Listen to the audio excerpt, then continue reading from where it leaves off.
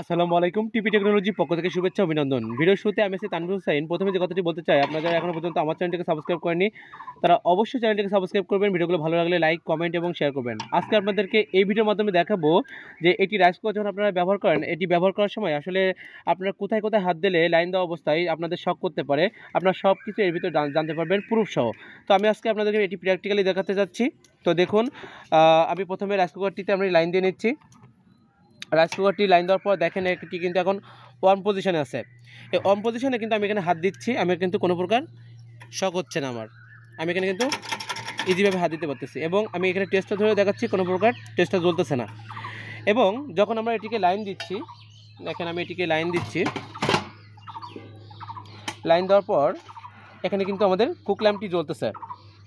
এখন এই cook lamp জ্বলা অবস্থায় কিন্তু আমি এখানে হাত দিচ্ছি, কিন্তু কোনো প্রকার কিন্তু আমার শক অনুভূত হচ্ছে না। এবং এই অবস্থায় যদি আমি টেস্টটা ধরি, দেখুন টেস্টটা কিন্তু জ্বলতেছে না। তবে আপনারা একটা সাবধান থাকবেন যে আপনাদের যখন রাইস কুকারটি নতুন কিনতে যাবেন, আপনারা এটি টেস্টটা নিয়ে দেখে আসবেন যে আসলে টেস্টটা যখন আপনারা এভাবে লাইন দিয়ে চেক করবেন, অর্ম পজিশনে অথবা কুক পজিশনে, দুই পজিশনে চেক করবেন যে আপনাদের বডিতে যদি ধরে টেস্টটা লাইট জ্বলে থাকে, তাহলে বুঝবেন যে এই রাইস কুকারটিতে বডি কারেন্ট হয়ে আছে, ওই রাইস কুকারটি আপনি কিনবেন না। তো এটি অবশ্যই করবেন যখন আপনারা রাইস কুকার কিনে নিয়ে আসবেন। আমি কিন্তু লাইন দিয়ে রাখছি, পানি কিন্তু অলরেডি গরম হওয়া শুরু হয়েছে।